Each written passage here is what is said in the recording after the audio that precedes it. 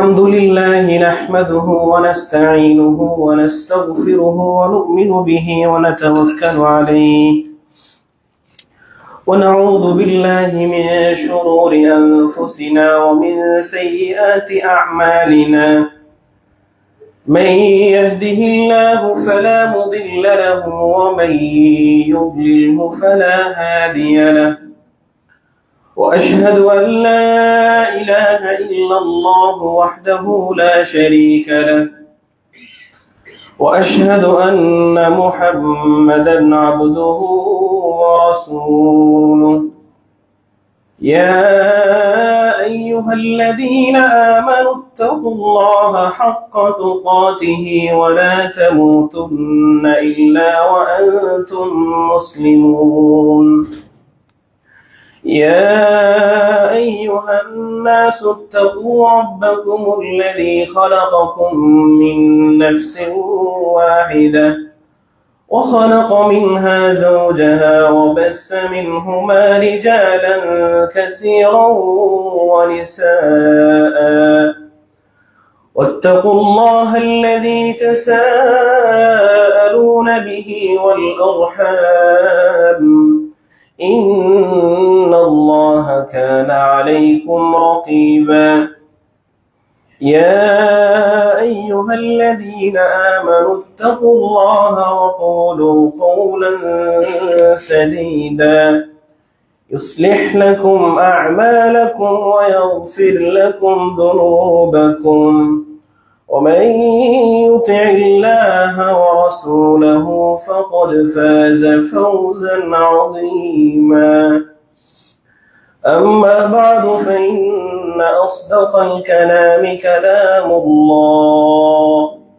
وخير الهدي هدي محمد صلى الله عليه وسلم وشر الأمور محدثاتها وكل محدثة بدعة وكل بدعة ضلالة وكل ضلالة في النار فأعوذ بالله من الشيطان الرجيم بسم الله الرحمن الرحيم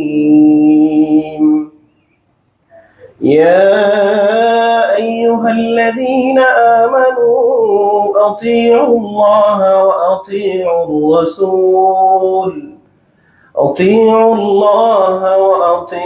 الرسول ولا تبطلوا أعمالكم প্রশংসা আদায় করছি আল্লাহ সুবহানাহু ওয়া তাআলার প্রতি যে আল্লাহ সুবহানাহু ওয়া তাআলা আমাদেরকে সুস্থ অবস্থায় নিরাপদে জুমার সালাত আদায়ের জন্য মসজিদে আসার তৌফিক দিয়েছেন সে রব্বুল আলামিনের প্রতি শুকরিয়া আদায় করি আলহামদুলিল্লাহ। দুরূদ ও সালাম বর্ষিত হোক সকল নবী ও রাসূলদের প্রতি, বিশেষ করে শেষ নবী প্রিয় নবী মুহাম্মদুর রাসূলুল্লাহ সাল্লাল্লাহু আলাইহি ওয়াসাল্লামের প্রতি। অতঃপর ইমাম মুসলিম রাহিমাহুল্লাহ জামে মসজিদ কমপ্লেক্সের সমবেত মুসল্লিবৃন্দ, পর্দার অন্তরালে মা ও বোনেরা, আজ আপনাদের সাথে আমার দ্বিতীয়বার সাক্ষাৎ। প্রত্যেক জুমায় প্রত্যেক জায়গায় যে কথাটা বলতে ভুলি না সেটা হলো আজ শুক্রবার, আজ দোয়া কবুলের দিন, গুনাহ মাফের দিন, রিজিক বন্টনের দিন, সাপ্তাহিক ঈদের দিন, সর্বোপরি এক মহিমান্বিত দিন। আজকের এই দিনে আপনাদের সামনে সংক্ষিপ্ত কথা বলবো প্রচলিত ঈদে মিলাদুন নবী এর আদি অন্ত শীর্ষক বিষয়ে সংক্ষিপ্ত কথা বলে আমার বক্তব্য ইতি টানবো। ওমা তাওফীকি ইল্লা বিল্লাহ আলাইহি তাওয়াক্কালতু ওয়া ইলাইহি উনীব। কথা বলার শুরুতে আমি আপনাদেরকে একটা মেসেজ দিতে চাই অন্তরের অন্তঃস্থল থেকে। আল্লাহর জন্য আপনাদের সবাইকে আমি ভালোবাসি, কারণ জুমার শুরুতেই যে কয়েকটা মসজিদে সামনে মুসল্লিদেরকে নিয়ে খুতবা শুরু করতে পারি তার ভিতরে এটা একটা। আল্লাহ যেন আপনাদের দ্বীনের প্রতি আগ্রহ, আল্লাহ এবং তার রাসূলের প্রতি আগ্রহ যেন আরো বেশি বাড়িয়ে দেন, আল্লাহুম্মা আমিন। আল্লাহ যেন আপনাদের ভিতরে জানার, দিনের বিষয়ে জানার যে আগ্রহ, এই আগ্রহ যেন কিয়ামতের দিন নাজাতের ওসিলা হিসেবে যেন আল্লাহ কবুল করে নেন। আল্লাহুম্মা আমিন। আরো একটি আবেদন, তারপরে শুরু করব। জুমার খুতবা সর্বোচ্চ 45 মিনিট অথবা 50 মিনিট অথবা সর্বোচ্চ কোনো কোনো খতিব 1 ঘন্টা দেয়। এই 1 ঘন্টার খুতবায় যতক্ষণ আলোচনা চলবে একটু দয়া করে আমার দিকে তাকিয়ে খুতবা শোনার চেষ্টা করবেন। আর দ্বিতীয় হলো, যতবার আমার মুখ দিয়ে উচ্চারিত হবে মুহাম্মাদুর রাসূলুল্লাহ সাল্লাল্লাহু আলাইহি ওয়াসাল্লাম, এই দুরূদ পড়তে যেন আমরা কৃপণতা না করি। এই দ্বিতীয় আবেদন রেখে আমি আমার খুতবা শুরু করছি। আমরা আজকের খুতবায় মোটামুটি 4 থেকে 5টা বিষয় জানার চেষ্টা করব। কি কি সেই বিষয়গুলো আগে জানিয়ে রাখি। আমরা শুরুতে জানবো আজকে ঈদ কাকে বলে, ঈদ কি জিনিস। এরপরে আমরা জানার চেষ্টা করব ইসলামে ঈদ বলতে কি বুঝি। প্রথমে হলো ঈদ বলতে কি বুঝি, শাব্দিক বিশ্লেষণ। দ্বিতীয় পয়েন্টে আমরা জানবো ইসলামে ঈদ বলতে আমরা কি বুঝি। তৃতীয়ত আমরা জানবো প্রচলিত ঈদে মিলাদুন নবী কি জিনিস। এরপরে চতুর্থত আমরা জানবো প্রিয় নবী মুহাম্মদুর রাসূলুল্লাহ সাল্লাল্লাহু আলাইহি ওয়াসাল্লামের জন্মবার এবং জন্ম তারিখ। এরপরে আমরা জানবো প্রচলিত ঈদে মিলাদুন নবীর ইতিহাস, কোথা থেকে শুরু হলো, কে শুরু করলো, উদ্দেশ্য কি ছিল। এরপরে জানবো আমরা এই পর্যায়ে আমাদের মুসলিমদের কি করণীয়, কি করতে পারি আমরা। সর্বশেষ প্রিয় নবী মুহাম্মদুর রাসূলুল্লাহ সাল্লাল্লাহু আলাইহি ওয়াসাল্লাম আমাদেরকে, এই যে আমরা যারা এখানে আজকে ইমাম মুসলিমে বসে খুতবা শুনছি, আমাদেরকে তিনি কতটা ভালোবাসেন, এই ভালোবাসার কথা বলে আজকের জুমার খুতবা শেষ করার চেষ্টা করব ইনশাআল্লাহ। শুরুতেই যারা নিজেদেরকে আশিকে রাসূল দাবি করে, যারা নিজেদেরকে বলে যে আমরা রাসূল প্রেমী, আর আমাদেরকে যারা মিথ্যা অপবাদ, মিথ্যা প্রপাগান্ডা ছড়িয়ে আমাদেরকে বলে গুস্তাখে রাসূল অথবা রাসূলের দুশমন অথবা ওয়াহাবি, আরো যা কিছু নাম আছে, কেন দেয়। এবার একটা ওদের আলোচনার ক্লিপ শোনাই। একজন বিশাল মাহফিলে একজন বক্তা এভাবে আলোচনা করছে যে প্রিয় ভাইয়েরা আমার, সুরে সুরে, ভাইয়েরা আমার, আমরা যে খাবার খাই, ভাত খাই, রুটি খাই, তরকারি খাই, এই তরকারির খাবারের স্বাদ কোথা থেকে আসে আপনারা জানেন? না, জানি না। পরে বলতেছে যে এই তরকারি ভাতের খাবারের স্বাদ আসে রাসূলের পায়খানা মুবারক থেকে। আর আম জনতা বলছে সুবহানাল্লাহ। এবার বলছে ভাইরা আমার, আমরা যে শরবত খাই, আমরা যে ড্রিঙ্কস খাই, বিভিন্ন জাতীয় পানীয়, এটার স্বাদ কোথা থেকে আসেন আপনারা জানেন? জানেন না। এটা আসে রাসূলের পেশাব মুবারক থেকে স্বাদ। নাউযুবিল্লাহ। আজকে থেকে কত বছর আগে রাসূলের জন্ম? যদি আমরা করে একটা হিসাব করি, আজ থেকে রাসূলুল্লাহ সাল্লাল্লাহু আলাইহি ওয়াসাল্লামের জন্ম 1500 বছরের সামান্য কিছু হবে। 1500 বছর, 1500 বছর। 1500 বছরের আগের মানুষেরা যে ভাত খেয়েছে, ওটার স্বাদ কোথা থেকে আসছে? রাসূলের যে পায়খানা মুবারক থেকে ভাতের যে স্বাদ, পানি মুবারকের যে স্বাদ পেশাব মুবারক থেকে আসছে, এই স্বাদ আগের মানুষেরা কোথা থেকে পেয়েছে? এখন আমি আপনি যদি বলি, এই বক্তা, এই তুমি নামদারি হুজুর, তুমি এই আলোচনা কোথা থেকে পেয়েছো? এই হাদিস তুমি কোথায় পেলে? এই ইতিহাস তোমাকে বললো কে? আপনার দিকে আঙ্গুল তুলে বলবে তুমি দুশমনের রাসূল, তুমি রাসূলের বিরুদ্ধে কথা বল। আমি কি রাসূলের বিরুদ্ধে কথা বললাম নাকি ওর বিরুদ্ধে কথা বললাম? রাসূলের বিরুদ্ধাচরণ কি? রাসূলের প্রতি ভালোবাসা কি? রাসূলকে কি বলতে হয়, রাসূলের শানে কি বলতে হয়, এটাও ওরা জানে না, অথচ নিজেদেরকে বলে আশিকে রাসূল। আবারও কি, এই যে রাসূলুল্লাহ সাল্লাল্লাহু আলাইহি ওয়াসাল্লামের শানে আরো একটা বেয়াদবি করা হয়। রাসূল জন্ম না হলে পুরো পৃথিবী জন্ম হতো না। রাসূলের শানে যে বেয়াদবি, এই বেয়াদবির কথা যখন বলতে যাই, এই কথাটা বললে দলিল কি? কোন হাদিসে পেয়েছো? কে তোমাকে বলেছে বিনা দলিলে রাসূলকে ভালোবাসি? বিনা দলিলে আমাদের আল্লাহ রাসূল আগে সৃষ্টি হয়েছে। নাউজুবিল্লাহ। যেখানে আল্লাহ রাব্বুল আলামিন কুরআনুল কারীমের তিনটা জায়গায় আল্লাহ রাসূলকে বলেন উদ্দেশ্য করে, হ্যাঁ রাসূল, সকল মানুষকে আপনি জানিয়ে দেন, ফাসআলু আহলা যিকরি ইন কুনতুম লা তা'লামুন, ওহে না জানা মানুষেরা তোমরা জিজ্ঞাসা করো জানা মানুষদের কাছে। শুধু এতটুকুই না, বিল বাইয়িনাতি ওয়াজ জুবুর, স্পষ্ট দলিল সহকারে জানতে চাও, স্পষ্ট দলিল সহকারে জানতে চাও।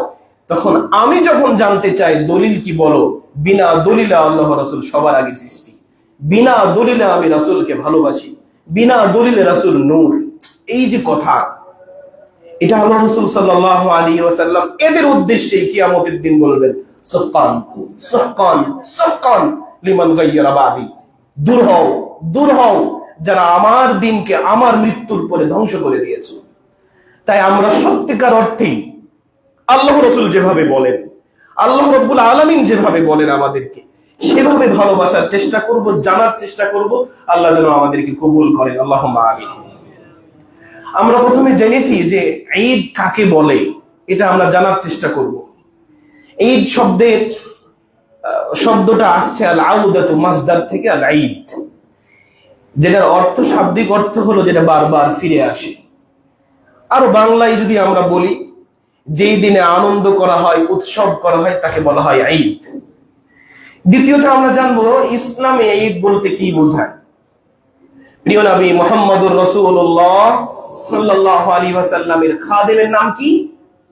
আনাস রাদিয়াল্লাহু তাআলা আনহু থেকে বর্ণিত, তিনি বলেন, কদিমা রাসূলুল্লাহ সাল্লাল্লাহু আলাইহি ওয়াসাল্লাম আল মদিনাতা, আল্লাহ রাসূল মদিনায় আসলেন। ওয়ালাহুম ইয়াউমানি, এই মদিনাবাসীর দুইটা এমন দিন ছিল, ইয়ালাবুনা ফীহিমা, এই দুইটা দিনকে নির্ধারিত করে তারা খেলতামাশা করত, আনন্দ উৎসব করত। ফাকালা, তিনি বলেন, মা হাযানিল ইয়াওমান, এই দুইটা এমন কি দিন যে দিনে তোমরা আনন্দ উৎসব করো, খেলাধুলা করো, কি এই দুইটা দিন? ফাকালু, সকল সাহাবীরা বলল, কুননা নালআবু ফীহিমা ফিল জাহিলিয়া, আল্লাহ রাসূল, আমরা জাহিলি যুগে এই দুইটা দিনে খেলতামাশা করতাম, মজা করতাম। এমন কোন দিন এটা নির্ধারিত না যে উদ্দেশ্যে আমরা করি, এটা জানি না আমরা। ইসলাম গ্রহণের আগে জাহিলি যুগে আমরা এই দুইটা দিনে আমাদের বাপদাদাকে পেয়েছি, তারা এই দুইটা দিনে আনন্দ করত, খেলতামাশা করত, আমরাও তাই করি। ফাকালা রাসূলুল্লাহ সাল্লাল্লাহু আলাইহি ওয়াসাল্লাম, ইন্নাল্লাহ, আল্লাহ রাসূল বলেন, ইন্নাল্লাহ, নিশ্চয় আল্লাহ, ক্বাদ আবদালাকুম বিহিমা খায়রাম মিনহুমা, আল্লাহ রাব্বুল আলামিন তোমাদের ওই দুইটা দিনের পরিবর্তে আরো দুইটা দিনকে দিয়ে দেন। সেই দুইটা দিন হলো ইয়াউমুল আযহা ওয়া ইয়াউমুল ফিতর। একটা হলো ঈদুল আযহা আর একটা হলো ঈদুল ফিতর। আল্লাহ রাসূল কয়টা ঈদের দিন দিলেন? দুইটা। আমরা বানালাম কয়টা? তিনটা। শুধু তিনটা বানিয়ে খেলতো না, আমরা বানালাম সর্বশ্রেষ্ঠ সেরা ঈদ, ঈদে মিলাদুন নবী। এবার আপনাদের কাছে প্রশ্ন, যেটা আমি নিজের থেকে বানালাম সকল ঈদের সেরা ঈদ, সেটা কি সেরা, নাকি আল্লাহ রাসূল যে দুইটা দিলেন সেই দুইটা সেরা? আল্লাহ রাসূল যে দুইটা দিয়েছেন সেই দুইটাই সেরা। আব্দুল্লাহ ইবনে উমর রাদিয়াল্লাহু তাআলা আনহু, কে ছিলেন? উমর রাদিয়াল্লাহু তাআলা আনহুর ছেলে।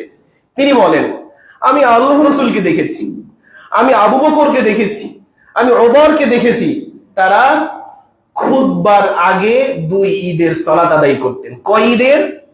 দুই ঈদের। ঈদে মিলাদুন নবীর সালাত কই?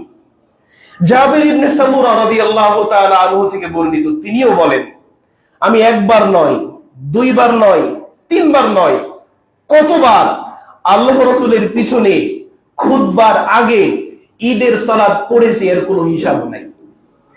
তো ঈদে মিলাদুন নবীর সালাত কোথায়?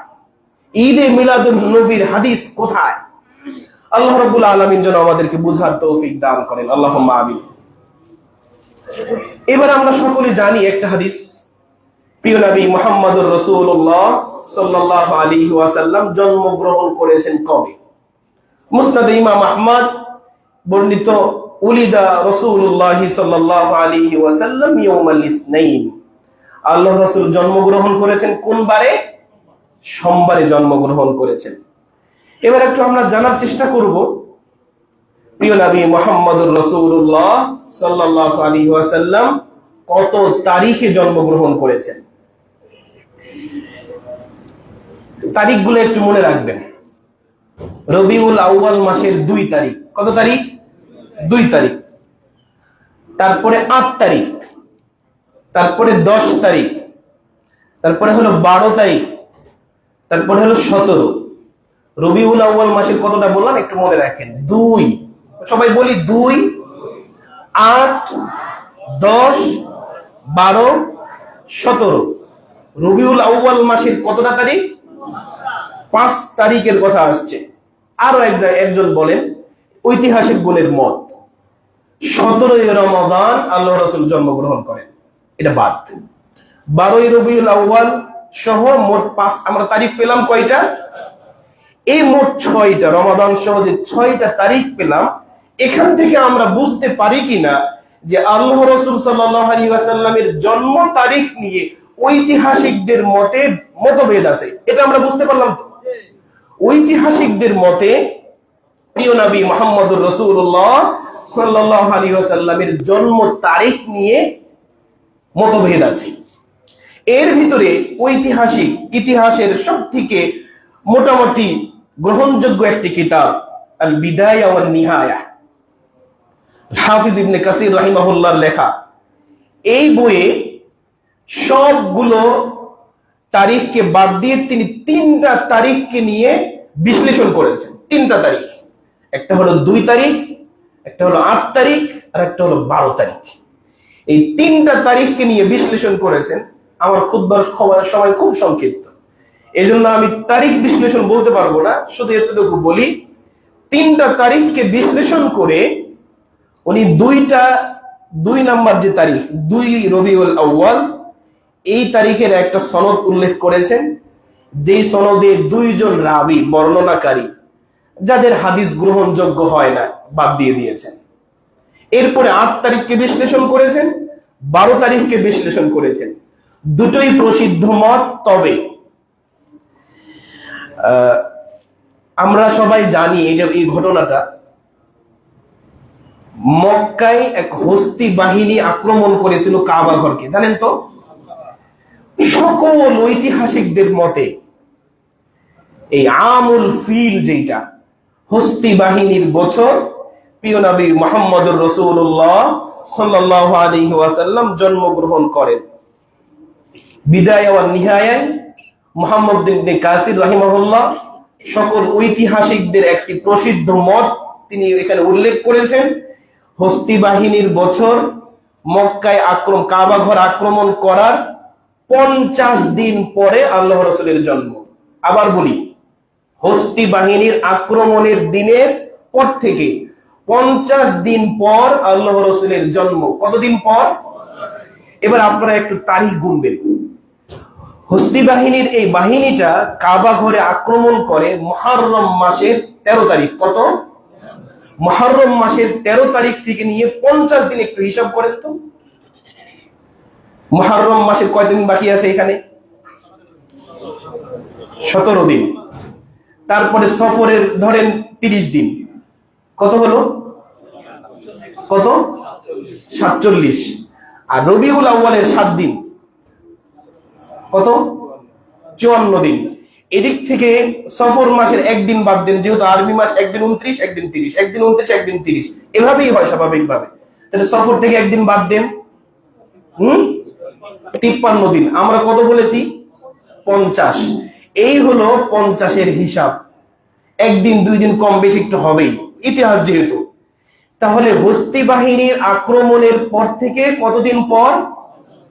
তাহলে কি 12 রবিউল আউয়াল গেল? 12 রবিউল আউয়াল গেল, 9 তারিখ হচ্ছে, নাহলে 10 তারিখ হচ্ছে, অথবা 8 তারিখই হচ্ছে। তো আপনাদেরকে বোঝাতে চাচ্ছি যে 12 রবিউল আউয়াল যে আমাদের ভাইয়েরা একটা দিন নির্ধারণ করে নিল, তাদের বিদায় ওয়ান নিহায়া অথবা আমাদেরই বিদায় ওয়ান নিহায়া বলি, ইতিহাস থেকে একটু বলুক না কেউ যে 12 রবিউল আউয়াল আল্লাহর রাসূল জন্মগ্রহণ করেছে, এটা নির্ধারিত। কিন্তু প্রিয় হাবিব মুহাম্মদুর রাসূলুল্লাহ সাল্লাল্লাহু আলাইহি ওয়াসাল্লাম 12ই রবিউল আউয়াল দুনিয়া থেকে চলে গেছেন, এটা সবাই একমত। 12ই রবিউল আউয়াল দুনিয়া থেকে আল্লাহ রাসূল বিদায় নিয়েছেন, এই বিষয়ে সবাই একমত। কিন্তু আল্লাহ রাসূল 12ই রবিউল আউয়াল জন্মগ্রহণ করেছে, এই বিষয়ে অনেকগুলো মতভেদ। আমরা এতটুকু বলতে পারি তো যে আল্লাহ রাসূল 8 থেকে 12ই রবিউল আউয়ালের মধ্যে জন্মগ্রহণ করেছে, তাই না? কেউ যদি আপনাকে বলে ঈদে মিলাদুন নবী 12ই রবিউল আউয়াল, 12ই রবিউল আউয়াল, আপনি যখন তার সাথে তর্ক বিতর্ক করবেন, 12ই রবিউল আউয়াল জন্মগ্রহণ করেছে তোমাকে কে বললো? আপনি তাকে বলবেন যে 12ই রবিউল আউয়াল না, 8 থেকে 12ই রবিউল আউয়াল কবে হয়েছে আমি জানি না, বলতে পারবেন না? 8 থেকে 12ই রবিউল আউয়াল, এবং তাকে ক্যালকুলেশন করে হিসাবটাও বুঝিয়ে দিবেন। আল্লাহ যেন আমাদেরকে বোঝার তৌফিক দান করে, আল্লাহুম্মা আমিন।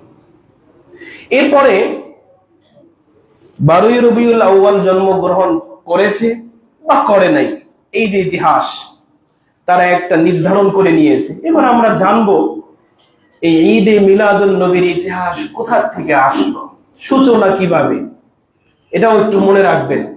সবকিছুই আজকের খুতবা একটা ক্লাস, মোটামুটি এটা মনে রাখার চেষ্টা করবেন। আগামী মঙ্গলবারে বুধবারে ফাটাফাটিও হতে পারে, মোটামুটি একটু ফাটাফাটিও হবে। ইতিমধ্যেই পাকিস্তান থেকে দরবেশ বাবা চলে আসছেন, হ্যাঁ, ফুলের মালা দিয়ে কেক কাটবে, অথচ দাড়ি নাই, দাড়ি ছাটা, টাকলু নিচে কাপড়। আল্লাহ সুবহানাহু ওয়া তাআলা আমাদেরকে হেদায়েত দিক, আল্লাহ বোঝার তৌফিক দান করুন। তো বলছিলাম এটার ইতিহাস কোথা থেকে আসলো মনে রাখবেন। 3টা কথা বলবো। এক সাল 604 হিজরি, কত? 604 হিজরি, ইরাকের ইরবিল শহর, কি শহর? ইরাকের ইরবিল শহর। ওই সময়কার বাদশাহ আবু সাঈদ, বলেন কি নাম? মুজাফফরউদ্দিন, বলেন আবু সাঈদ মুজাফফরউদ্দিন কুকুবুরি, এই ছিল শাসক। এই শাসকের নেতৃত্বে একজন আলেমের মাধ্যমে, যে আলেমের নাম বলি আমরা আবুল খাত্তাব, বলেন না আবুল খাত্তাব ওমর বিন দেহিয়া, এই লোক এই বাদশার প্ররোচনায় বা বাদশার সাহসে 604 হিজরিতে সর্বপ্রথম ইরবিল শহরে আল্লাহ রাসূলের ঈদে মিলাদুন নবী উদযাপন করে। খেয়াল করে দেখবেন, আজকেও দেশীয় ভাবে, সামাজিক ভাবে যত ধরনের বিদআত চালু হয় বা বিদআত করছে, এর পিছনে একজন দরবেশ বাবা দায়ী, একজন নামধারী আলেম দায়ী। বিদআত গুলোকে চালু করতে একটু আলখাল্লা পড়তে হয়, বিদআতকে চালু করতে একটু সুন্দর সুন্দর কথা বলতে হয়। এই হলো এই আলেম, নামধারী আলেম। এর বিষয়ে আমাদের হাফিজ ইবনে কাসির রাহিমাহুল্লাহ বলেন, হুয়া খাবিসুল লিসান, তার মুখের ভাষা ছিল খুব অশ্লীল। তারপরে তিনি বলেন শাদীদুল কিবর, খুব অহংকারী ছিলেন। আজকেও দেখবেন যারা বিদআত নিয়ে বেশি ঘাটাঘাটি করে, বিদআতের প্রচলক যারা, এদের মুখের ভাষা দেখবেন খুব অশ্লীল। আমাদের সালাফি আলেমদেরকে বিভিন্ন অশ্লীল ভাষায় গালিগালাজ করবে, কাজ্জাব বলবে, দাজ্জাল বলবে, ইহুদিদের দালাল, খ্রিস্টানের দালাল, মৃত্যু, আমাদেরকে বলে এগুলো, নাউজুবিল্লাহি মিন যালিক। তো বিদআত যখন চালু করবে, যখন কোরআন হাদিস দিয়ে দলিল দিয়ে পারবে না, তখন মুখের ভাষা অশ্লীল করে গালি দিবে। আল্লাহ সুবহানাহু ওয়া তাআলা এদের হাত থেকে যেন আমাদেরকে রেহাই দেন, উম্মতে মুহাম্মাদকে যেন বাঁচার তৌফিক দান করেন, আল্লাহুম্মা আমিন। আমরা ঈদে মিলাদুন নবীর দিন আমরা কি ধরনের আমল করতে পারি?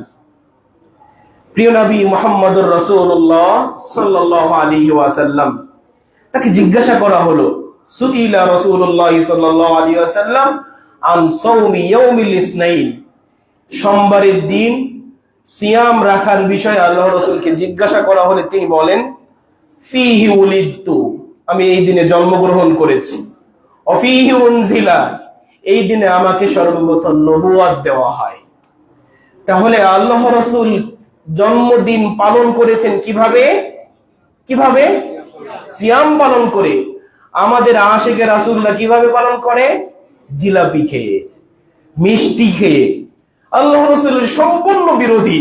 আল্লাহ রাসূল যেখানে জন্মদিন পালন করেছেন না খেয়ে, সিয়াম পালন করে, সেখানে আমাদের ভাইয়েরা পালন করছে জিলাপি খেয়ে, মিষ্টি বিতরণ করে।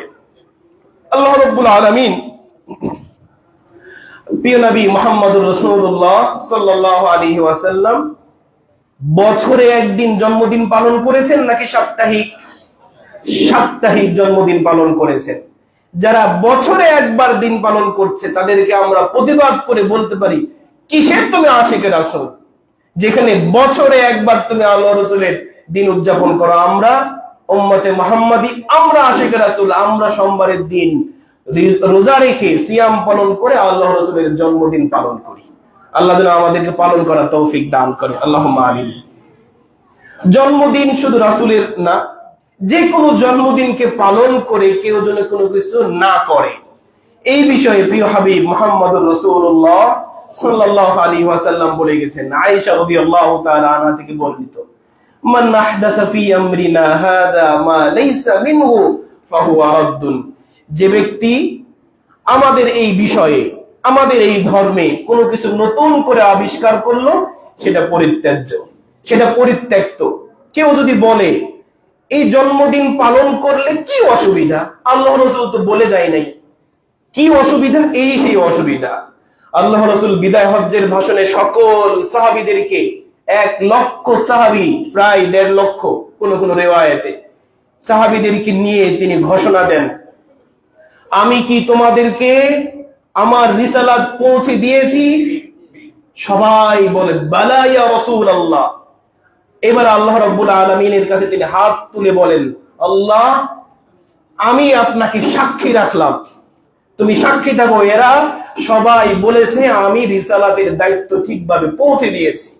সেই রিসালাতের উপরে আল-ইয়াউমা আকমালতু লাকুম দীনাকুম ওয়া আতমামতু আলাইকুম নি'মাতি ওয়া রাদিতু লাকুমুল ইসলাম দীনা, এই আয়াত বলার পরে এরপরে আর কোনো কথা নাই।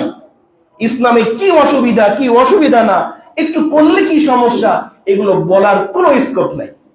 তাই তো আলী রাদিয়াল্লাহু তাআলা আনহু বলেছিলেন, লাউ কানা ad-দীনু বির-রাই, যদি ইসলাম, যদি ধর্ম, যদি দিন চলতো মতবাদের আলোকে, নিজের মতামতের আলোকে, তাহলে লাকানা আসফালুল খুফ, তাহলে সবথেকে উত্তম হতো মোজার নিজে মাসাহ করা উপরের থেকে। বুঝতে পারি নাই, মোজার উপরে নাকি নিচে মাসাহ করি? আমরা উপরে মাসাহ করি।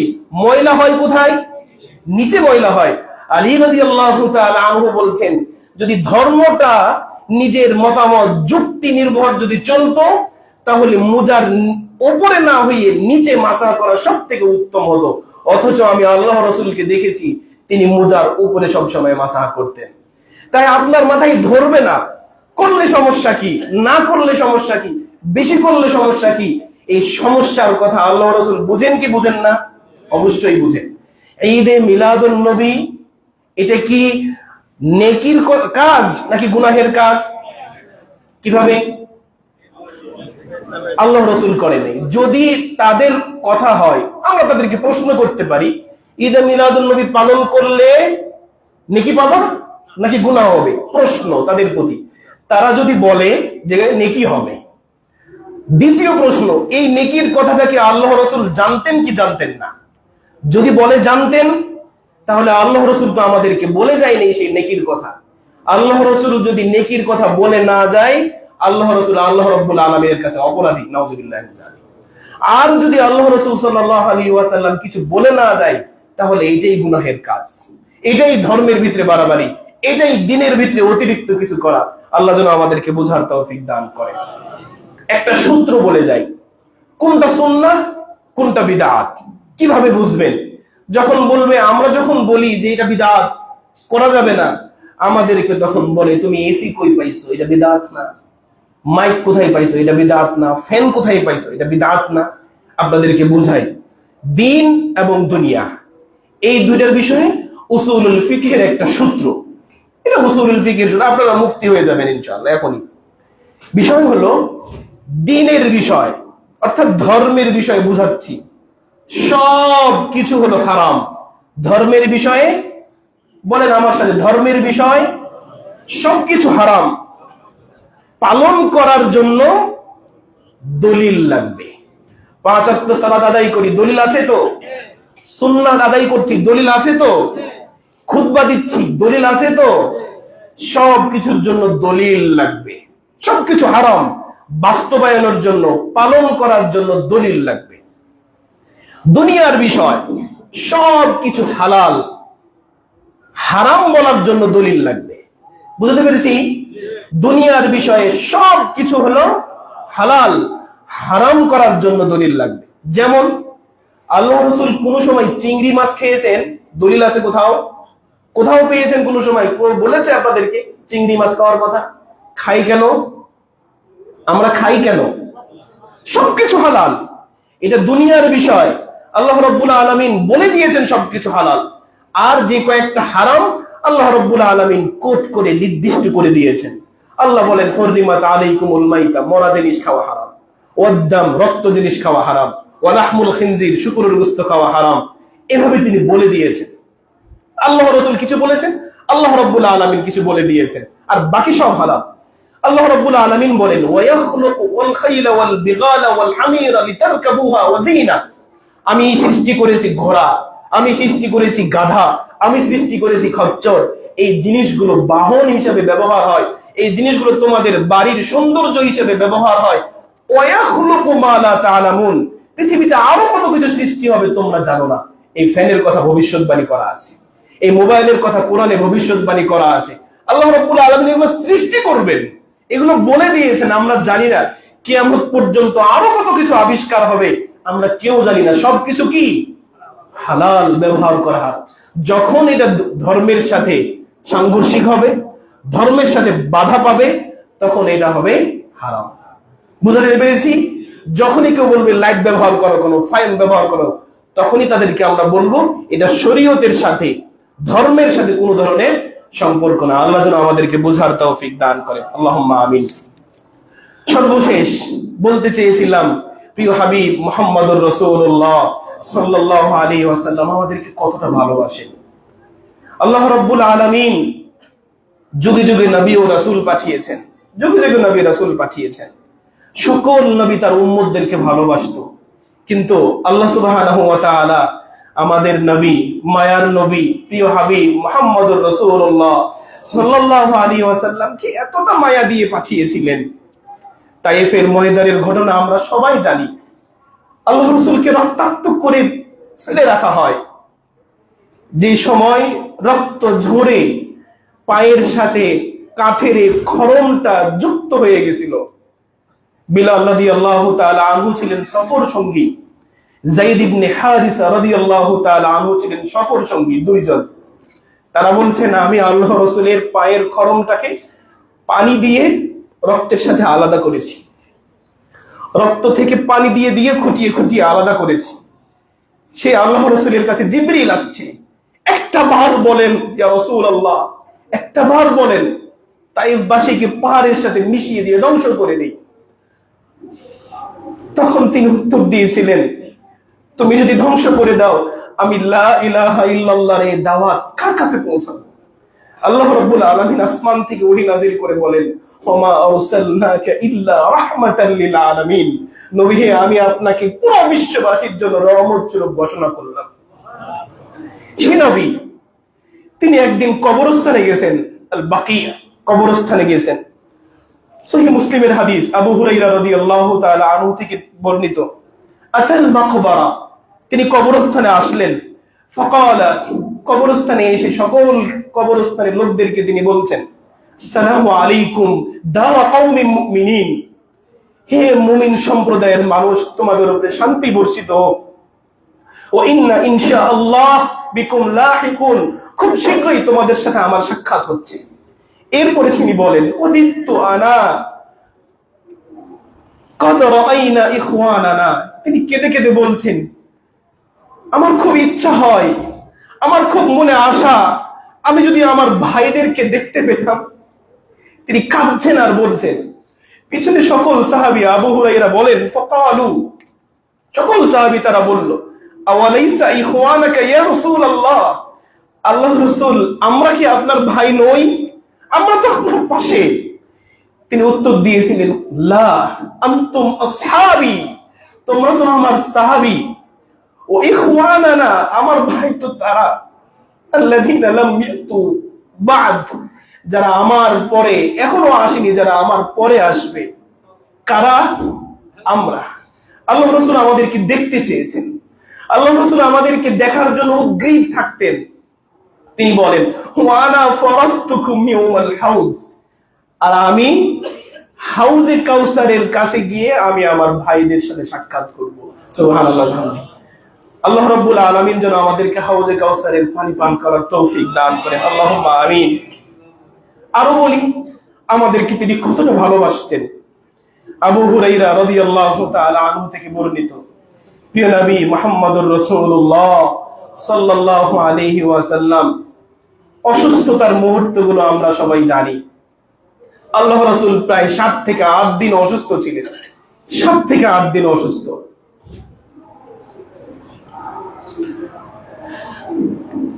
আবু হুরায়রা থেকে বর্ণিত, প্রিয় হাবিব মুহাম্মদুর রাসূলুল্লাহ সাল্লাল্লাহু আলাইহি ওয়াসাল্লাম বলেন, লিকুল্লি নাবিয়্যিন দাওয়াতুন মুস্তাজাবাতুন, প্রত্যেক নবীকে আল্লাহ সুবহানাহু ওয়া তাআলা একটা বিশেষ দোয়া করার অনুমতি দিয়েছেন।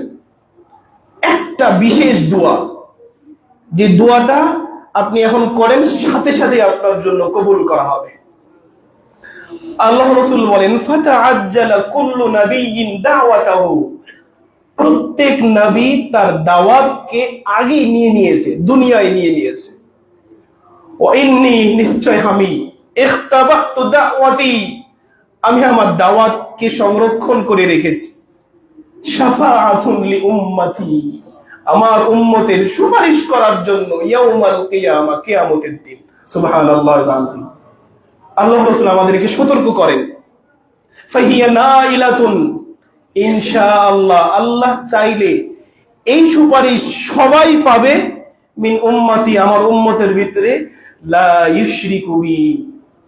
ইউশরিকু বিল্লাহি শাইআ, যে ব্যক্তি আল্লাহর সাথে শরীক করবে না সে। আল্লাহ যেন আমাদেরকে শিরিক মুক্ত, বিদআত মুক্ত আমল করার জন্য তৌফিক দান করেন, আল্লাহুম্মা আমিন। অসুস্থতার মুহূর্তের কথাগুলো বলছিলাম। আল্লাহ রাসূল 7 দিন অসুস্থ, বারবার জ্ঞান হারাচ্ছে, আবার জ্ঞান ফিরছে। আয়েশা, আমাকে একটু উজুর পানি দাও। উজুর পানি দেওয়া হলো, উজু করলেন। আয়েশা, আমাকে একটু নিয়ে যাও। বিছানা থেকে উঠতে আল্লাহ রাসূল আবার পড়ে গেলেন। পড়ে গিয়ে আবার হুশ ফিরেছে। আয়েশা, উজুর পানি দাও। 4 বার এমন হয়েছে। এরপরে আল্লাহ রাসূল জিজ্ঞাসা করেছেন, আবু বকর কি আছে? আল্লাহ রাসূল বলেন, হ্যাঁ, আবু বকর আছে ইয়া রাসূলুল্লাহ। তিনি বলেন, আবু বকরকে বলো মুসল্লিদেরকে নিয়ে যেন সালাত আদায় করে ফেলে।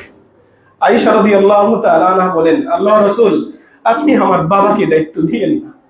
আমার বাবা আপনার মেম্বারে, আপনার মেহরাবে দাঁড়িয়ে সালাত আদায় করাতে পারবে না।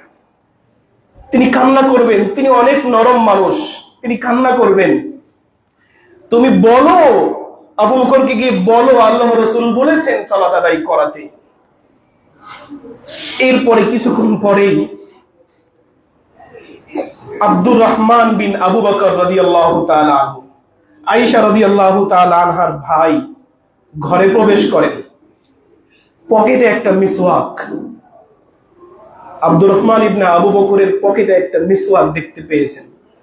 আল্লাহ রাসূল মুমূর্ষ অবস্থায় মিসওয়াকের দিকে তিনি তাকিয়ে আছেন, মিসওয়াকের দিকে।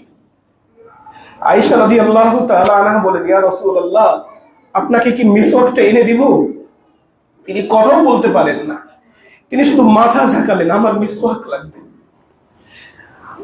আয়েশা রাদিয়াল্লাহু তাআলা আনহা আব্দুর রহমান ইবনে আবু বকরকে বললেন, মিসওয়াকটা দাও। মিসওয়াকটা দিয়ে আল্লাহ রাসূলকে দিলেন। সহিহ বুখারীর, সহিহ মুসলিমের হাদিস বলছি আপনাদেরকে। মিসওয়াকটা দেওয়ার সাথে সাথে আল্লাহ রাসূল মুখে দিলেন, তিনি চিবোতে পারছেন না। আল্লাহ রাসূলের হাত থেকে নিয়ে পানিতে ভিজিয়ে আয়েশা রাদিয়াল্লাহু তাআলা কিছুক্ষণ চিবালেন, চিবিয়ে নরম করে দিলেন। এরপরে তিনি মিসওয়াক করছেন। আল্লাহ রাসূল সাল্লাল্লাহু আলাইহি ওয়াসাল্লাম বেহুশ হয়ে যাচ্ছেন। এই সময় তিনি বলে উঠলেন, উম্মতি উম্মতি উম্মতি, আমার উম্মত, আসসালাহ আসসালাহ আসসালাহ, উম্মত সালাত ছেড়ে দিও না, সালাত ছেড়ে দিও না, সালাত ছেড়ে দিও না। ওমা মালাকাত ঈমানুকুম, দাস দাসীদের বিষয়ে সতর্ক হও, দাস দাসীদের বিষয়ে সতর্ক হও। যে নবী মারা যাচ্ছেন, কষ্ট পাচ্ছেন, এই উম্মতি উম্মতি বলার পরে তিনি বলে উঠলেন হাতের আঙ্গুল ইশারা করে আসমানের দিকে, লা ইলাহা ইল্লাল্লাহ, ইন্না লিল মাউত, নিশ্চয় মরণের সাকারাত, কষ্ট আছে। তিনি বারবার পানিতে হাত ডুবাচ্ছেন আর মুখে মাসাহ করছেন, পানিতে হাত ডুবাচ্ছেন, মুখে মাসাহ করছেন। আপনাদেরকে বোঝাতে চাচ্ছি, মুমূর্ষের তিনটা জায়গা কবরস্থানে গিয়েও আল্লাহ রাসূল আমাদেরকে স্মরণ করেছেন। আমরা আজকে যারা এখানে উপস্থিত, যারা সালাত আদায়ের জন্য আসছি, আমাদের জন্য তিনি কেঁদেছেন, আমাদেরকে দেখতে চেয়েছেন। তিনি আশায় আছেন আমাদের সাথে সাক্ষাৎ হবে হাউজে কাউসারে।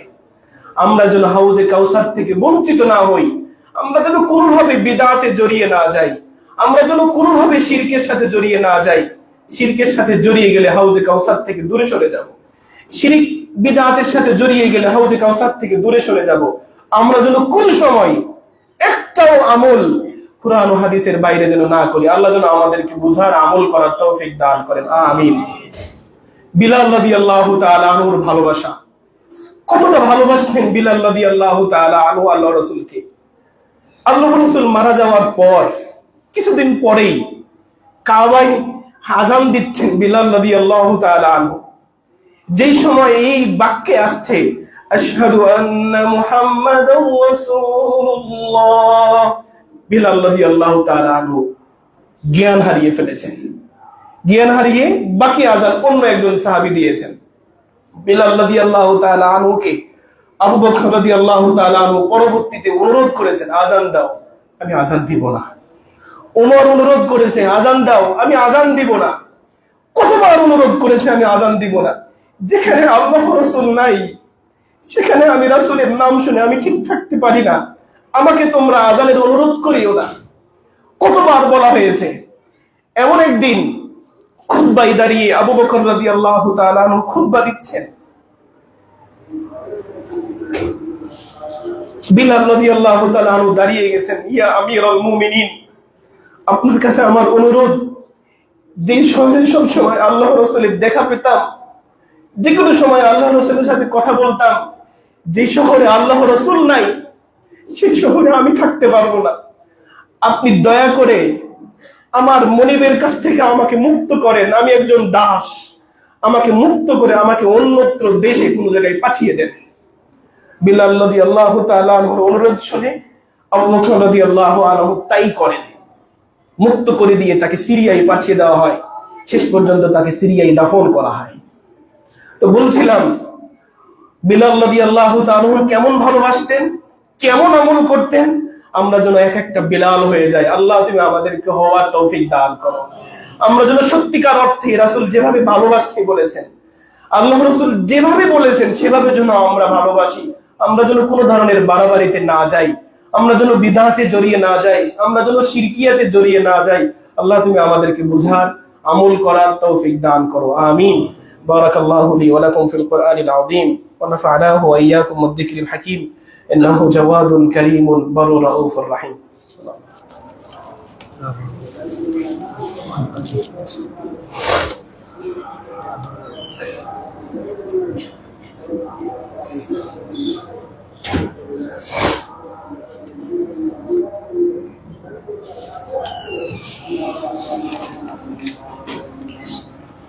الحمد لله كفى وسلام على عباده الذين اصطفى أما بعد فأعوذ بالله من الشيطان الرجيم بسم الله الرحمن الرحيم إن الله وملائكته يصلون على النبي يا أيها الذين آمنوا صلوا عليه وسلموا تسليما সবাই পড়ি আল্লাহুম্মা সাল্লি আলা মুহাম্মাদ ওয়া আলা আলি মুহাম্মাদ কামা সাল্লাইতা আলা ইব্রাহিম ওয়া আলা আলি ইব্রাহিম ইন্নাকা হামিদুম মাজিদ আল্লাহুম্মা বারিক আলা মুহাম্মাদ ওয়া আলা আলি মুহাম্মাদ كما باركت على إبراهيم وعلى آل إبراهيم إنك حميد مجيد প্রিয় সমবেত মুসল্লিবৃন্দ, আমরা বলছিলাম আজকের আলোচনায় ঈদ এ মিলাদুন নবীর আদি অন্ত। আমরা জেনেছি ঈদ এ মিলাদুন নবী শুরু হয়েছে 604 হিজরিতে, অর্থাৎ আল্লাহ রাসূল সাল্লাল্লাহু আলাইহি সাল্লামের মরণের প্রায় 600 বছর পরে যে আমল শুরু হয়, সেই আমলের সাথে কোনো উম্মতে মুহাম্মাদের সম্পর্ক থাকতে পারে না। আমরা যেন এটা একটু বুঝি, আমরা যেন একটু বোঝার চেষ্টা করি। একটা আয়াত দিয়ে আমাদেরকে ভুল বোঝানো হয় এবং আমাদেরকে গুস্তাখে রাসূল বলা হয়। কুল বিফাদলিল্লাহি ওয়া বিরাহমাতিহি ফাবিযালিকা ফালইফরাহু। হে নবী, আপনি বলে দেন আল্লাহর অনুগ্রহে মানুষ যেন খুশি হয়। আমরা আল্লাহ রাসূল সাল্লাল্লাহু আলাইহি ওয়াসাল্লাম দুনিয়াতে আসছে, এর জন্য আমরা খুশি কি খুশি না? আমরা সবাই খুশি। এই জন্য ঢোক ঢাল পিটিয়ে মানুষকে জানাতে হবে আমি খুশি। এটার নাম কি খুশি? এটার নাম খুশি না। আমার খুশি আমার অন্তরে, আমার খুশি আমার ভালোবাসায়, আমার খুশি সুন্নাহ আমলে। আমরা আল্লাহ রাসূলের সুন্নাতের প্রতি আমল করব, এতে আমার খুশি প্রমাণিত হবে। আমি আল্লাহ রাসূলকে ভালোবাসি, এটা প্রমাণ হবে। কিন্তু যদি বিদআতে জড়িয়ে যাই, যে আল্লাহ রাসূল জন্মগ্রহণ করেছেন মক্কায়, জীবন কাটিয়েছেন মদিনায়, সেই শহরে না পাকিস্তানের এই দরবেশ বাবা গিয়ে করবে? বাংলাদেশে কি, পাকিস্তানে তো সেই জায়গা পায় না। আপনারা জেনেছেন কিনা, গত বছর এটা নিউজে আসছিল, উনি কি একটা জানি অপরাধে তাকে পুলিশ গ্রেফতার করেছিল। এই যে দরবেশ বাবা এখানে আসছে বাংলাদেশে ঈদ মিলাদুন নবী পালন করতে। আল্লাহ যেন আমাদেরকে একটু বুঝার তৌফিক দান করে। এগুলো সব আবেগ, আবেগ থেকে এই কাজগুলো করে, আবেগের মাধ্যমে মানুষ বিদআতে জড়িয়ে যায়। একটা আয়াত পাঠ করেছিলাম খুতবার শুরুতে, সূরাত মুহাম্মদ। আল্লাহ রাব্বুল আলামিন বলেন, ইয়া আইয়ুহাল্লাযীনা আমানু আতিউল্লাহ ওয়া আতিউর রাসূল ওয়া লা তুবতিলু আ'মালাকুম। হে ঈমানদারগণ, তোমরা আল্লাহর আনুগত্য করো এবং রাসূলের আনুগত্য করো, তোমরা তোমাদের আমলগুলোকে বাতিল করে দিও না। কি বুঝালেন আল্লাহ? আল্লাহ বুঝাতে চাইলেন যে আমল আল্লাহ এবং তার রাসূলের না, যতই করো আমল করে কোনো লাভ নেই, বাতিল হয়ে যাবে। বাতিল হয়ে যাওয়া মানে তোমরা তোমাদের আমলগুলোকে বাতিল করে দিও না, মানে যেটা করেছো শুধু এটা না, আগের আমলগুলো বাতিল হয়ে যাবে। যা আমল করেছো, বিদআতে জড়িয়েছো, আল্লাহ রাসূলের আনুগত্য হয় নাই, আগের আমলগুলো বাতিল। আমল যদি ঠিক রাখতে চাই, এমনিতেও আমরা আমল কম করি, এই আমলগুলো যেন ঠিক রাখতে পারি, আল্লাহ যেন আমাদেরকে বিদআত এবং শিরক থেকে বেঁচে থাকার তৌফিক দান করে। যে আয়াতগুলো আমরা শুনেছি জানি, ইয়া আইয়ুহাল্লাযীনা আমানু আতিউল্লাহ ওয়া আতিউর রাসূল ওয়া উলিল আমরি মিনকুম। আলেমদের অনুসরণ করো, আলেমদের কথা শোনো, তাদের কাছ থেকে কোরআন ও হাদিসের দলিল সহকারে কথা শুনে আমলগুলোকে ঠিক করো। যদি ঠিক করো তাহলে আমলগুলো ঠিক থাকবে, আর যদি না করো তাহলে যা করেছো এবং পূর্বে যা করেছো সব আমলগুলো আল্লাহ রাব্বুল আলামিন বাতিল করে দিবে। তাই নিজের আমলকে ঠিক রাখতে, নিজের আমলের মাধ্যমে আল্লাহ রাব্বুল আলামিনের দয়া পেয়ে জান্নাত পেতে হলে শিরক ও বিদআত থেকে বেঁচে থাকতে হবে। আল্লাহ যেন আমাদেরকে বোঝার তৌফিক দান করে। সবথেকে ঈদ মিলাদুন নবীর যে তারিখ,